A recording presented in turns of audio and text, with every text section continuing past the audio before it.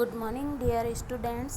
आज हम पढ़ेंगे क्लास 4th की हिंदी, जिसमें लेसन 2 हमारा आधा कंप्लीट हो चुका था, जिसमें हमने पढ़ा था कि तेनालीरामन की कला। ये लेसन पढ़ा था, उसमें हमने पढ़ा था कि तेनालीराम उस समय राजा महाराजों की दरबार में बहुत ही हंसी मजाक या मनोरंजन किया करता था। उसका असली नाम क्या था? रामन था, और वो बहुत ही चतुर और बुद्धिमान था।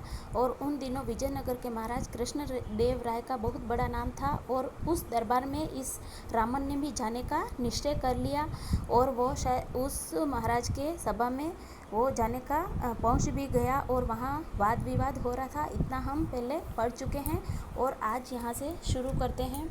एक विद्वान कर रहा था, हम संसार में नाना प्रकार की वस्तुएं देखते हैं, पेड़ पौधे पशु पक्षी आदि, पर ये सब ऐसी नहीं हैं जैसी दिखाई देती है। हम केवल इन्हें ऐसे मान लेते हैं।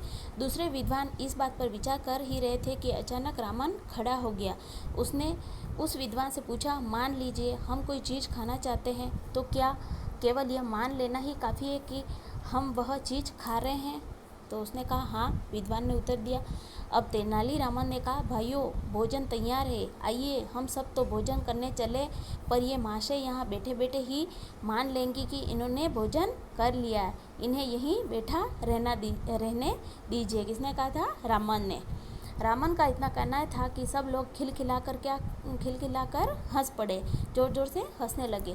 महाराज उसकी हाजिर जवाबी से इतने प्रसन्न हुए कि उन्होंने उसे अपने दरबार में विदूषक का स्थान दे दिया। विदूषक, आगे हमने इसका अर्थ समझा था कि अपनी नकल करके हंसी मजाक कराने वाला। अब वह तेनालीरामन के साथ तेनालीरामन के नाम से प्रसिद्ध हो गया। एक दिन महाराज तेनालीरामन की किसी बात पर अप्रसन्न हो गए, नाराज हो गए। उन्होंने क्रुद्ध होकर कहा, जाओ, मुझे कभी अपना मुंह मत दिखाना। किसको कहा? तेनालीराम को। अगले दिन तेनालीरामन अपने मुंह पर एक मुखौटा लगा कर दरबार में आया, नकली चेहरा लगाकर दरबार में आया। उसे देखकर सब लोग हंसने लगे। महाराज ने देखा तो बड़े क्रुद्ध हुए। महाराज ने बहुत क्रुद्ध हुए, क्रुद्ध यानी गुस्सा हुए। उन्होंने सिपाहियों को आज्ञा दी, इसे ले जाओ और इसे जेल में बंद कर दो।